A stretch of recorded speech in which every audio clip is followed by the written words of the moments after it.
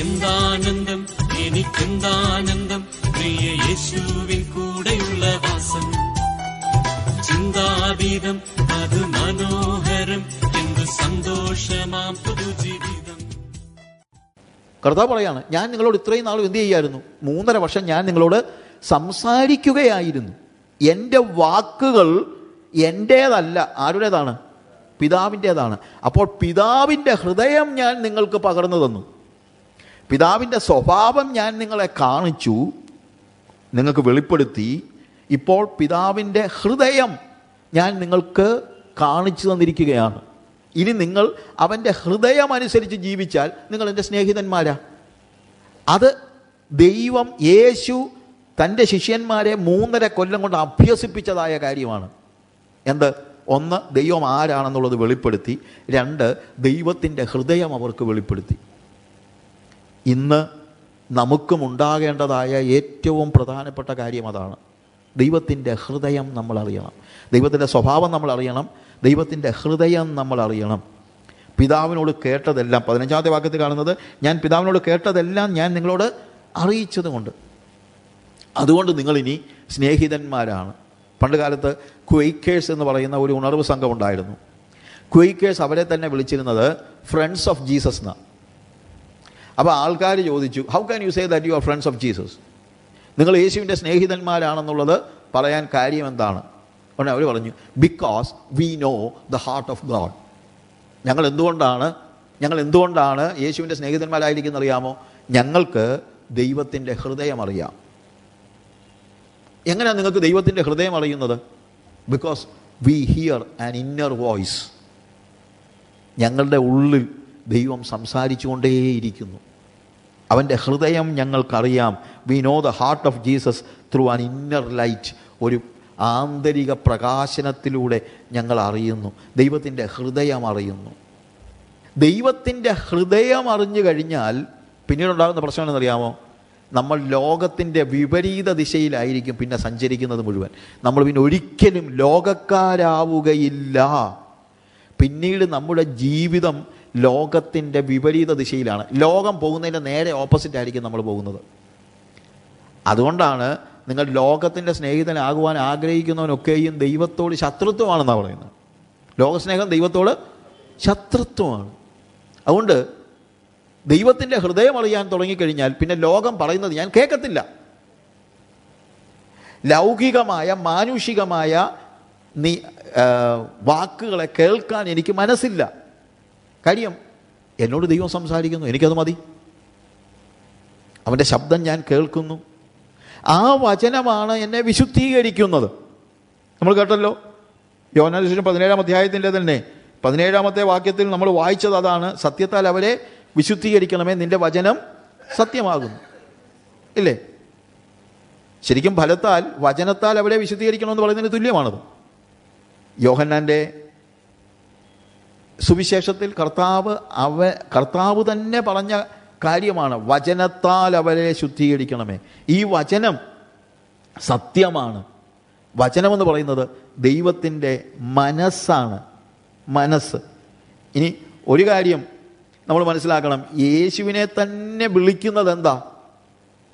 നമ്മൾ യോഹന്നാൻ്റെ സുവിശേഷം 1-ാം അധ്യായം വായിക്കുമ്പോൾ അവിടെ തുടങ്ങുമ്പോൾ തന്നെ നമ്മൾ കാണുന്നത്, ആദിയിൽ വചനമുണ്ടായിരുന്നു, വചനം ദൈവത്തോടു കൂടെ ആയിരുന്നു, വചനം ദൈവമായിരുന്നു. ആരെക്കുറിച്ചാണ് ഇത് പറയുന്നത്? യേശുവിനെ കുറിച്ചാണ്. അപ്പോൾ യേശുവിൻ്റെ പേര് തന്നെ വചനമെന്ന. ആ വചനമായ ദൈവം നമുക്ക് വചനം തന്നിരിക്കുകയാണ്. ഈ വചനം ദൈവത്തിൻ്റെ ഹൃദയമാണ്. ഗ്രീക്ക് തത്വചിന്തയുമായി ബന്ധപ്പെടുത്തി ഇതിന് ചില വ്യാഖ്യാനങ്ങളുണ്ട്. അതായത് ലോഗോസ് എന്ന വാക്ക്, ലോഗോസ് അതാണല്ലോ വചനം എന്ന് പറയുന്നത്. വചനം എന്ന് നമ്മൾ പറയുന്ന ലോഗോസ്. ശരിക്കും ആ കാലയളവിലെ പ്ലേറ്റോയുടെ ഒരു നിയോ പ്ലേറ്റോണിക് ചിന്തയനുസരിച്ച് എന്താണ് യാഥാർത്ഥ്യം എന്നതിന് അവർ പറഞ്ഞ ഒരു കാര്യമുണ്ട്. പ്ലേറ്റോയുടെ ആശയവാദം എന്ന് പറയുന്ന ഐഡിയലിസം, അന്ന് പഠിച്ചില്ലെങ്കിലും കുഴപ്പമൊന്നുമില്ല. എന്നാൽ അവിടെ പറയുന്നത്, ഒരു ചിത്രം നിങ്ങൾ ചുവരിൽ കാണുമ്പോൾ അദ്ദേഹം പറഞ്ഞതാണ്, ആ ചിത്രം റിയൽ അല്ല. ചിത്രം എവിടെയാണ് ഇരിക്കുന്നത്? ചിത്രം ഇരിക്കുന്നത് ചിത്രകാരൻ്റെ മനസ്സിലാണ്. പിന്നെ ഭിത്തിയെ കാണുന്നത് എന്താണ്? മനസ്സിൻ്റെ എക്സ്പ്രഷനാണ്. ഞാൻ പറഞ്ഞ മനസ്സിലായോ? അതാണ് ലോഗോസ് എന്ന വാക്കുകൊണ്ട് അവിടെ പ്ലേറ്റോണിക് രീതിയിൽ മനസ്സിലാക്കുന്ന ഒരു കാര്യമാണ്.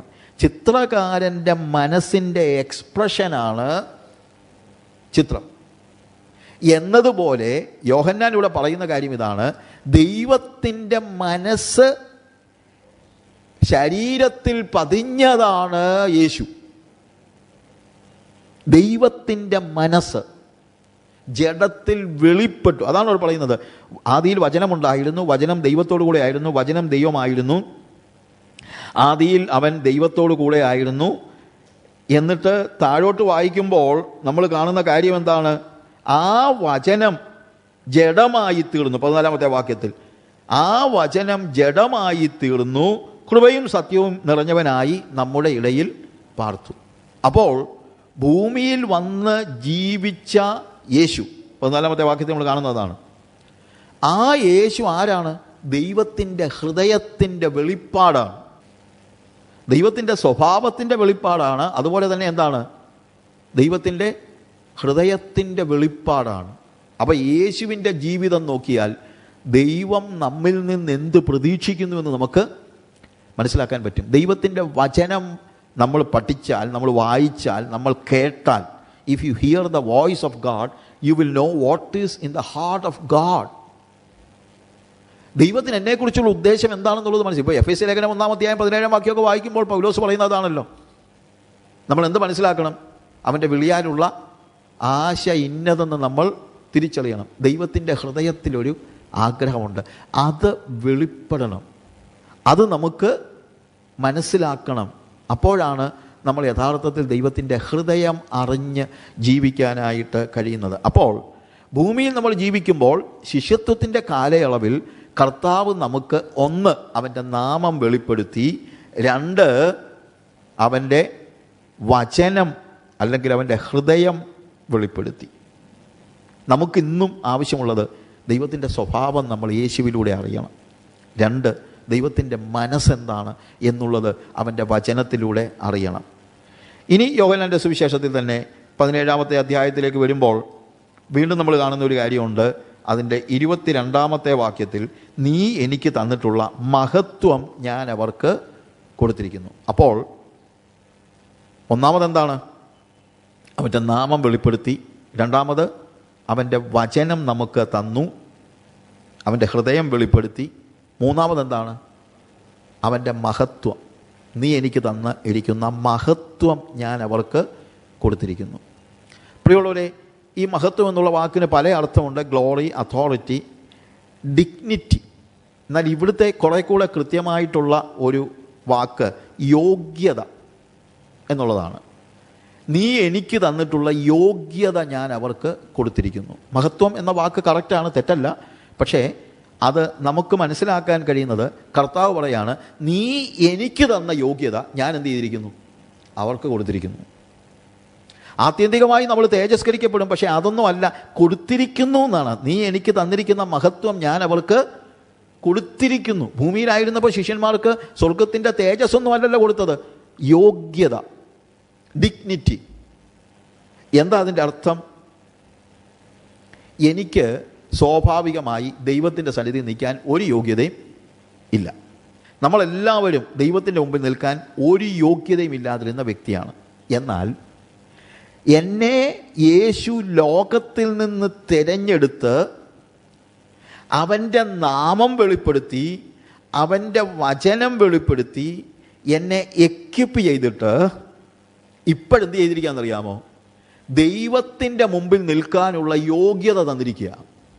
മനസ്സിലാക്കണം, ഈ യോഗ്യത എങ്ങനെയുള്ള യോഗ്യതയാണെന്ന് എഴുതിയിരിക്കുന്നത്? നീ എനിക്ക് തന്നിട്ടുള്ള യോഗ്യത, നീ എനിക്ക് തന്നിട്ടുള്ള മഹത്വം ഞാൻ അവർക്ക് കൊടുത്തിരിക്കുന്നു. അതായത് പിതാവ് പുത്രന് നൽകിയ യോഗ്യത തന്നെ പുത്രൻ എനിക്ക് നൽകിയിരിക്കുക. ദൈവത്തിൻ്റെ മുമ്പിൽ നിൽക്കാൻ പുത്രന് യോഗ്യതയുണ്ട്, എനിക്കില്ലായിരുന്നു. ഇപ്പോൾ എൻ്റെ യോഗ്യതയല്ല, പ്രത്യുത പുത്രൻ്റെ യോഗ്യത എനിക്ക് തന്നിരിക്കുകയാണ്. അതുകൊണ്ട് ദൈവം പുത്രനെ സ്വീകരിക്കുന്നത് പോലെ ഇപ്പം എന്നെ സ്വീകരിക്കും. നമ്മളാരും ദൈവത്തിൻ്റെ മുമ്പിൽ പോയി നിൽക്കുന്നത് നമ്മുടെ യോഗ്യത കൊണ്ടല്ല, പ്രത്യുത എനിക്ക് യേശു തന്നിരിക്കുന്ന, ദൈവം യേശുവിന് കൊടുത്ത ആ യോഗ്യത, ആ മഹത്വം അവൻ എന്ത് ചെയ്തിരിക്കുന്നു? എനിക്ക് തന്നിരിക്കുന്നു. ഈ മഹത്വം, യോഗ്യത. 23-ാമത്തെ വാക്യത്തിൽ നീ എന്നെ അയച്ചിരിക്കുന്നുവെന്നും നീ എന്നെ സ്നേഹിക്കുന്നത് പോലെ അവരെയും സ്നേഹിക്കുന്നുവെന്നും ലോകം അറിവാൻ, നാം ഒന്നായിരിക്കുന്നത് പോലെ അവരും ഒന്നാകേണ്ടതിന് ഞാൻ അവരിലും നീ എന്നിലുമായി അവർ ഐക്യത്തിൽ തികഞ്ഞവരാകേണ്ടതിന് തന്നെ. എന്തിനാണ് ഈ യോഗ്യത തന്നതെന്ന് ഇത്ര ക്ലാരിറ്റിയോടെ ഈ ഒരൊറ്റ വാക്യം ഒന്ന് വായിച്ചാൽ നമുക്ക് മനസ്സിലാകും. എന്താണ്? നീ എന്നെ അയച്ചിരിക്കുന്നുവെന്നും നീ എന്നെ സ്നേഹിക്കുന്നത് പോലെ അവരെയും സ്നേഹിക്കുന്നു. ഞാൻ പറഞ്ഞല്ലോ, ഈ യോഗ്യത ആരുടെ യോഗ്യതയാ? പുത്രൻ്റെ യോഗ്യതയാണ്. ആര് കൊടുത്തത്? പിതാവ് കൊടുത്ത. പിതാവ് പുത്രനെ എങ്ങനെ സ്നേഹിക്കുന്നോ അതുപോലെ പിതാവ് എന്നെയും സ്നേഹിക്കുന്നു. നീ എന്നെ സ്നേഹിക്കുന്നത് പോലെ അവരെയും സ്നേഹിക്കുന്നുവെന്നും, അത് നമ്മൾ അറിയണമെന്ന് എഴുതിയിരിക്കുന്നത്. അത് നമ്മൾ അറിയണം. ലോകവും അറിയണം, അവരും അറിയണം, ലോകവും അറിയണം. ലോകം പതിയെ അറിഞ്ഞോളും, പക്ഷെ ആദ്യം നമ്മൾ അറിയണം. എന്താണ്? ഞാൻ യേശുവിൻ്റെ സന്നിധിയിൽ, ദൈവത്തിൻ്റെ സന്നിധിയിൽ ഞാൻ പോയി നിൽക്കുന്നത് എൻ്റെ യോഗ്യതയൊന്നുമല്ല, പിതാവ് പുത്രന് കൊടുത്ത അതേ യോഗ്യത പുത്രൻ എനിക്ക് തന്നിരിക്കുകയാണ്. ദൈവം യേശുവിനെ സ്നേഹിച്ചുവെന്നും ദൈവം യേശുവിനെ സ്നേഹിച്ചതുപോലെ നമ്മയും സ്നേഹിക്കുന്നു എന്നും നമ്മളും അറിയണം, ലോകവും അറിയണം. എന്നിട്ട് അടുത്തത് എന്താണ്? നാം ഒന്നായിരിക്കുന്നത് പോലെ. ആര്? പിതാവും പുത്രനും ഒന്നായിരിക്കുന്നത് പോലെ. അപ്പോൾ യേശുവും ദൈവവും ഒന്നിച്ചുള്ള, അവരൊന്നാണ്. ഒരു ആത്മീയ കൂട്ടായ്മയുണ്ട്. ദൈവവും യേശുവും ഒന്നിച്ചുള്ള കൂട്ടായ്മ, ഫെലോഷിപ്പ്. നാം ഒന്നായിരിക്കുന്നത് പോലെ അവരും ഒന്നാകേണ്ടതിനും ഞാൻ അവരിലും നീ എന്നിലുമായി അവർ ഐക്യത്തിൽ തികഞ്ഞവരായിരിക്കേണ്ടത് തന്നെ. എന്താണെന്നറിയാം? അവിടെ പറയുക, പിതാവേ ഞാനും നീ ഒന്നാണല്ലോ, നമ്മുടെ ഒരു കൂട്ടായ്മയുണ്ടല്ലോ, ഈ കൂട്ടായ്മയിലേക്ക് ഇവരെ കൂടെ ഞാൻ കൊണ്ടുവരിക കേട്ടോ. ഞാൻ ഇവരെ കൂടെ അങ്ങ് കൊണ്ടുവരിക. ഏത് കൂട്ടായ്മയിലേക്ക്? പിതാവും പുത്രനും ഒരുമിച്ചുള്ള കൂട്ടായ്മയിലേക്ക്. ഇപ്പോൾ എന്നെ കൂടെ കയറ്റാൻ പോവാം. എന്തുവാ ഇത്? ഇതൊക്കെ മനസ്സിലാക്കിയിട്ട്, ഇതൊക്കെ ഒന്ന് അറിഞ്ഞിട്ട് എങ്ങനെ നമ്മൾ ദൈവത്തെ സ്തുതിക്കാതിരിക്കും? എങ്ങനെ ഈ ദൈവത്തെ ഇട്ടേച്ച് പോകും? ഈ പരിജ്ഞാനം എനിക്ക് അത്യന്തം വലുതായിരിക്കും എന്ന് പറഞ്ഞ പോലെ എനിക്കിതങ്ങോട്ട് മനസ്സിലാക്കാൻ കഴിയുന്നില്ല. അത്രയ്ക്ക് വലിയ സ്നേഹം. ഒന്ന് ആലോചിച്ച് നോക്കിയേ. പാപത്തിൽ കിടന്ന് പൊളച്ച് യാതൊരു യോഗ്യതയും ഇല്ലാതിരുന്ന എനിക്ക് അവൻ യോഗ്യത തന്നിരിക്കുക. എന്തിനാണെന്നറിയാമോ? ദൈവവും യേശുവും ഒരുമിച്ചുള്ള കൂട്ടായ്മയിലേക്ക് വാടാ മക്കളെ എന്ന് പറഞ്ഞാൽ എന്നെ കൂടെ ചേർക്കാൻ. എൻ്റെ ദൈവമേ, നമുക്ക് ആലോചിക്കാൻ പറ്റാത്ത കാര്യമല്ലേ? യേശുവും ദൈവവും ഒന്നിച്ചുള്ള ആത്മീയ കൂട്ടായ്മയിലേക്ക് നമുക്ക് പ്രവേശനം ലഭിക്കേണ്ടതിനാണ് യേശു അവൻ്റെ മഹത്വം, അവൻ്റെ യോഗ്യത എനിക്ക് നൽകിയത്. അതുകൊണ്ടാണ് അവനിലേക്ക് ആ മഹത്വം നൽകിയത്. ദൈവവുമായിട്ടുള്ള കൂട്ടായ്മ സാധ്യമാക്കേണ്ടതിനാണ്. 24-ാമത്തെ വാക്യത്തിൽ, പിതാവേ നീ ലോകസ്ഥാപനത്തിന് മുമ്പേ എന്നെ സ്നേഹിച്ചിരിക്കൊണ്ട് എനിക്ക് നൽകിയ മഹത്വം നീ എനിക്ക് തന്നിട്ടുള്ളവർ കാണേണ്ടതിന് ഞാൻ ഇരിക്കുന്ന ഇടത്ത് അവരും എന്നോടുകൂടെ ഇരിക്കണം എന്ന് ഞാൻ ഇച്ഛിക്കുന്നു. മഹത്വം നൽകിയത് ദൈവവുമായിട്ടുള്ള കൂട്ടായ്മ സാധ്യമാക്കേണ്ടതിനാണ് ഒന്ന്. എന്നാൽ അതുപോലെ തന്നെ അടുത്ത എന്താണെന്നറിയാമോ? ഇവിടെ കൂട്ടായ്മയുണ്ട്, ഇവിടെ കൂട്ടായ്മയുണ്ടെന്നുള്ളത് തന്നെ. ഇവിടെ തന്നെ എന്താണ്? ദൈവവും യേശുവും തമ്മിലുള്ള കൂട്ടായ്മയിലേക്ക് എന്നെ കൂടെ വലിച്ചു കയറ്റിയിരിക്കുക. എനിക്ക് യാതൊരു യോഗ്യത എനിക്കവിടെ മനസ്സിലാക്കാൻ കഴിയുന്നില്ല. അത് ഞാനിപ്പോൾ അനുഭവിക്കുക. ഈ ഫെലോഷിപ്പിലാണ് ഞാനിപ്പം. എന്നാൽ അവിടെ കൊണ്ട് കാര്യം തീരുന്നില്ല. ഞാൻ ഇരിക്കുന്ന ഇടത്ത് അവരും എന്നോടുകൂടെ ഇരിക്കണം. യേശു ഇപ്പോഴെവിടെയാ? നമ്മൾ 5-ാമത്തെ വാക്യത്തിൽ, പിതാവേ ലോകമുണ്ടാകും മുമ്പേ എനിക്ക് നിന്റെ അടുക്കൽ ഉണ്ടായിരുന്ന മഹത്വത്തിൽ എന്നെ നിന്റെ അടുക്കൽ മഹത്വപ്പെടുത്തണമേ. അപ്പോൾ യേശു ഇപ്പോൾ എവിടെയാ? പിതാവിനോട് കൂടെ. ഇവിടെ ഇപ്പോൾ എനിക്ക് പിതാവും പുത്രനും ഒരുമിച്ചുള്ള കൂട്ടായ്മയിലേക്ക് പ്രവേശനം നൽകാൻ യേശു കർത്താവ് എന്നെ ആ കൂട്ടായ്മയിലേക്ക് വിളിച്ചിരിക്കുന്നു. എന്നാൽ ഇവിടെ കൂട്ടായ്മയുണ്ട് എന്നതുകൊണ്ട് മാത്രം കാര്യം അവസാനിക്കുന്നില്ല. ഒരു ദിവസം കർത്താവ് പറയാണ്, ഞാൻ ഇരിക്കുന്ന ഇടത്ത് അവരും ഇരിക്കണം. അപ്പോൾ ഇവിടെ കൂട്ടായ്മ, അവിടെ സഹവാസം. ഇവിടെ കൂട്ടായ്മയുണ്ടെങ്കിൽ അവിടെ എന്താണ്? അവിടെ കൂട്ടായ്മ മാത്രമല്ല, അവൻ്റെ കൂടെ വസിക്കാൻ പോകുകയാണ്. ഞാൻ ഇരിക്കുന്ന ഇടത്ത് അവരും എന്നോടുകൂടെ ഇരിക്കണം. ഇതിനാണ് എനിക്ക് യേശു യോഗ്യത തന്നിരിക്കുന്നത്. എനിക്ക് യോഗ്യത ഉണ്ടായിട്ടല്ല, അവൻ്റെ യോഗ്യത എനിക്ക് തന്നിരിക്കുന്നത്. ഇവിടെ നമ്മൾ ഓൾറെഡി കൂട്ടായ്മയിൽ പ്രവേശിച്ചു കഴിഞ്ഞു. എന്നാൽ ദൈവത്തിൻ്റെ വാസസ്ഥലമായ സ്വർഗത്തിലേക്ക് നമ്മെ കൊണ്ടുപോകുവാനും കൂടെ പാർപ്പിക്കാനുമുള്ള യോഗ്യതയാണ് യേശു നമുക്ക് നൽകിയ മഹത്വം. ഞാൻ പറയാറുള്ളൊരു കാര്യമുണ്ട്, നാം ദൈവത്തിനായി വിളിക്കപ്പെട്ടവരാണ് എന്നതാണ് എൻ്റെ ആശ്വാസം.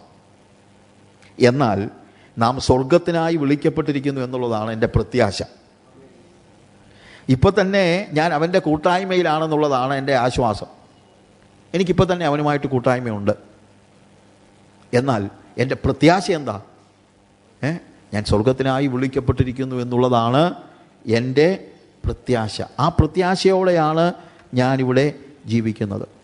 ഭൂമിയിൽ ആശ്വാസമുണ്ട്, പക്ഷെ ആ ഭൂമിയിൽ ആശ്വാസം കൊണ്ട് മാത്രം ജീവിക്കാനല്ല, എനിക്കൊരു പ്രത്യാശയുണ്ട്. ആ പ്രത്യാശ ഭൂമിയുമായി ബന്ധപ്പെട്ട ഒരു കാര്യമല്ല. അതാണ് യോഹന്നാൻ്റെ സുവിശേഷം 14-ാം അധ്യായത്തിൽ കർത്താവ് പറയുന്നത്.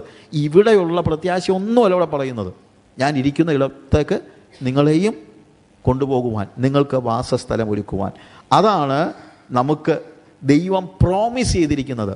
ഭൂമി റിലേറ്റഡ് ആയിട്ടുള്ള കാര്യങ്ങളൊന്നുമല്ല കർത്താവ് നമുക്ക് പ്രോമിസ് ചെയ്തിരിക്കുന്നത്. അവൻ ഇരിക്കുന്ന ഇടത്ത് നമ്മളും ഇരിക്കേണ്ടതിന്.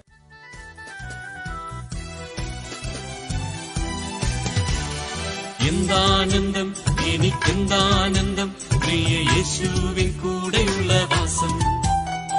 ചിന്താതീതം, അത് മനോഹരം, എന്ത് സന്തോഷമാം പുതുജീവിതം.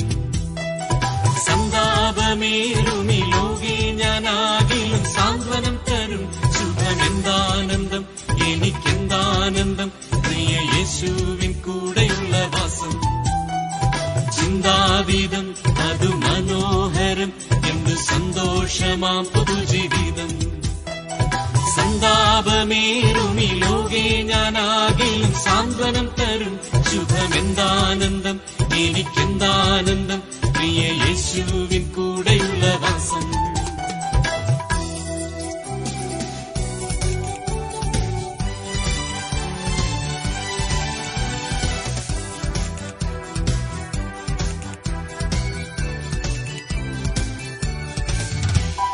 ഒന്നും കണ്ടിട്ടല്ല എൻ ജീവിതാനന്ദം, വിശ്വാസക്കാൽ ചുവടിലത്രേ. തന്നിടുന്നേ സ്വർഗ ഭണ്ഡാരത്തിൽ നിന്നും ഒന്നീനും മുട്ടില്ലാതെ വണ്ണം.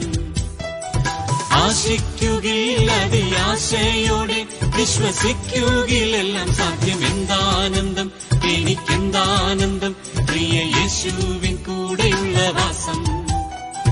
ചിന്താതീതം, അത് മനോഹരം, എന്ത് സന്തോഷമാം പുതുജീവിതം.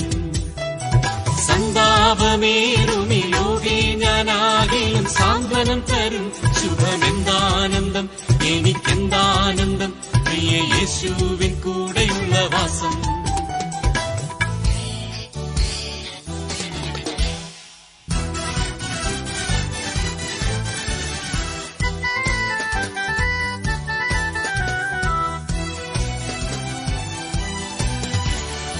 ആരു സഹായിക്കും, ആരു സംരക്ഷിക്കും എന്നുള്ള ഭീതി എനിക്കില്ല.